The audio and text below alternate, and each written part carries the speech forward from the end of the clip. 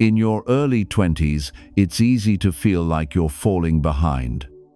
You compare yourself to others, rush to chase goals you're not even sure are yours, spend recklessly, and feel like you should have everything figured out.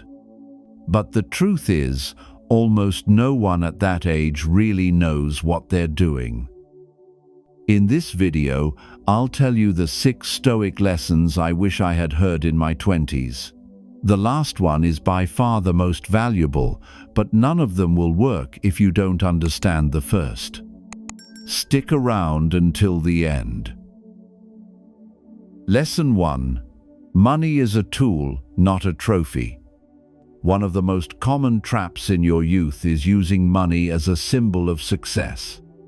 Buying the most expensive phone, the flashiest car, the clothes that say, "I made it." Even if that means living paycheck to paycheck or working just to keep up an image. At first, it even feels like freedom. But little by little, it turns into a prison. You spend to look like someone you're still trying to become. You feel in control because you can consume, but in reality, you're being controlled by everything you think you need to feel enough. The Stoics called this kind of attachment voluntary slavery. For them, freedom begins when you need fewer things to live well. Seneca said, "It is not the man who has too little, but the man who craves more, who is poor." The fewer things you need, the lighter you walk. Epictetus warned that it's not money itself that corrupts us, but the value we place on it. Money simply amplifies who you already are and reveals how conscious you are about your choices. When used wisely, money buys what no luxury can offer: time, peace of mind, autonomy. Start by observing your spending impulses. Question every purchase. Am I buying this for myself or for others? Try the 72-hour pause before any non-essential spending. Redirect part of what you'd spend on appearances into reserves that give you real freedom. But what if, even after doing all this, you still don't know exactly what you want? The next lesson will show you why being lost might actually be your greatest starting point. Lesson 2. Being lost is a good sign. Feeling lost is uncomfortable. You look ahead and see uncertainty. You look around and everyone else seems to be moving forward, making plans, achieving things, acting like they know exactly what they're doing. Meanwhile, you feel stuck, like there's something wrong with you. That feeling can be paralyzing. Afraid of looking like a failure, you squeeze yourself into ready-made paths, a random career, a relationship without meaning, repeating safe patterns just because they seem normal. But this only takes you further from something essential: clarity.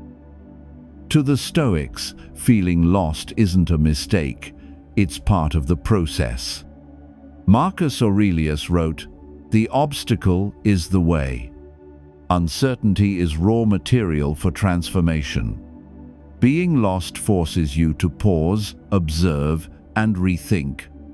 Living well requires intention, and you can't choose consciously unless you're honest about where you are, even if that place is messy. Don't skip this phase. It's like trying to build a house without first understanding the ground beneath it. Embrace the emptiness instead of trying to fill it. Write down what's bothering you. Try little things that spark your curiosity. Test without needing to get it right the first time. That's not a lack of direction, it's the beginning of a new map. But to walk that path with more ease, you'll need to let go of something heavy: constant comparison. Lesson 3. Comparing yourself to others only weakens you. Few things drain your motivation more than measuring your life by someone else's standards. You see someone posting about a promotion, a trip, or a perfect relationship, and suddenly you feel behind. Even knowing those are just filtered snapshots, the feeling sticks. You rush your rhythm out of fear. You make pressured decisions. You do more, but with less purpose, and you start doubting your own path. To the Stoics, true progress is personal. Epictetus said, "Seek not to be better than others, but to be better than your former self." If you live comparing yourself, you're running a race you don't understand, and that might not even be yours. Look inward, not sideways. The only person you need to surpass is who you were yesterday, and the only judge that matters is your conscience. Try a weekly progress review. Write down where you've improved, even small things. A stronger habit, a choice aligned with your values. That kind of focus rebuilds self-worth. And now that we're talking about self-validation, let's take a closer look at how you're spending your time. Lesson 4. Lost time doesn't come back. It's common to think that real life will start later, after college, after the right job, after saving enough money, figuring things out, or when everything finally makes sense. And in this later, the present gets ignored, treated as just a gap between who you were and who you want to become. But that gap is your life. While you're projecting an idealized future, real moments are slipping by. Family lunches, honest conversations, solitary walks, small encounters that seem ordinary, but one day you'll miss them. And the hardest part is that many of these moments happen for the last time, without you even realizing it. The Stoics were obsessed with this awareness. They practiced memento mori, the reminder that death is certain, and because of that, life must be lived with attention. Seneca said, "While we are postponing, life speeds by." For them, every present moment was an invitation to be fully present, not a rehearsal for something bigger. This isn't a morbid thought. On the contrary, it's freeing. When you understand that now is all there truly is, you start noticing what used to slip by. A conversation becomes more meaningful. A small choice turns into a memory. An ordinary moment gains significance. In practice, this takes intention. Set aside at least one moment each day to be 100% present. No phone, no distractions, no thinking about what's next.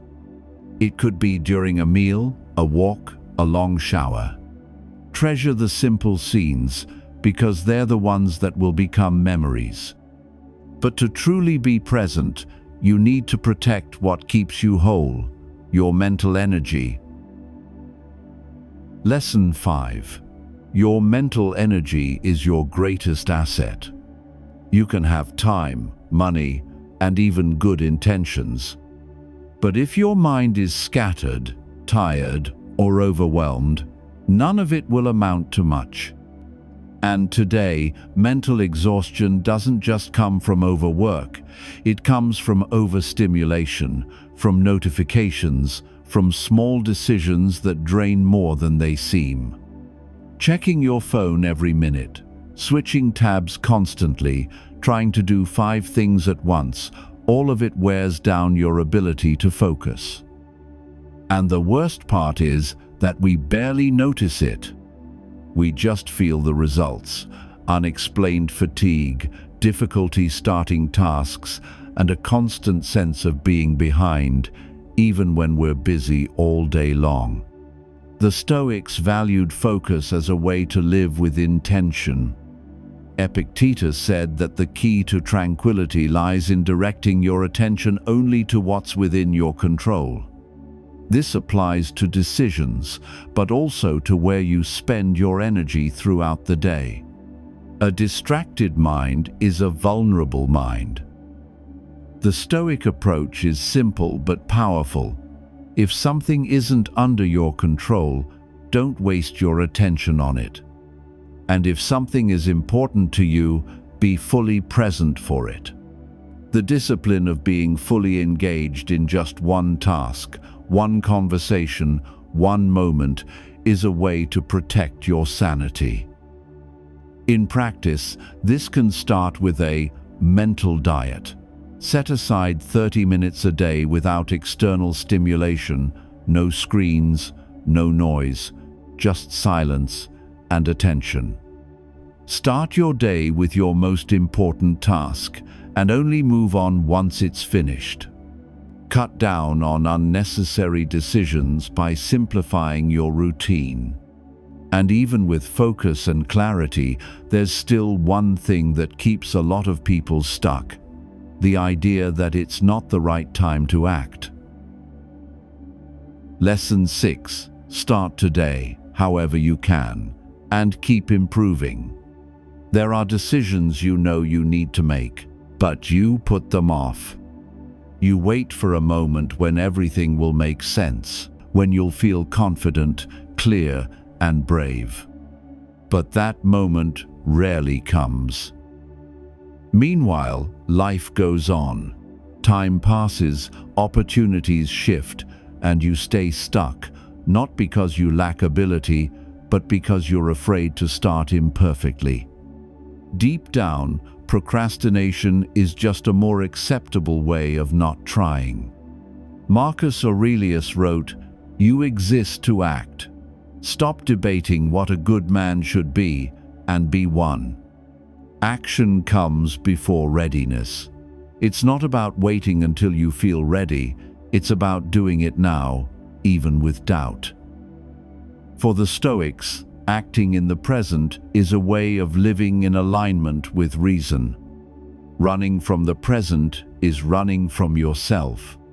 What you avoid today becomes a burden tomorrow. What you face today becomes clarity. In practice, start small. Do a part of it, make an attempt, create a simple version.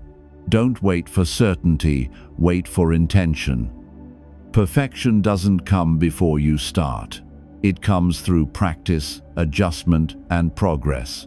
Start today, even if it's imperfect, and keep getting better every day. In the end, the decisions you make in your 20s don't have to be perfect, but they do need to be conscious. Because it's at this stage that so many people get lost trying to seem right, when they should simply allow themselves to search more truthfully. The Stoics remind us that living well isn't about having everything figured out early, it's about cultivating clarity, presence, and action toward what's within our reach right now.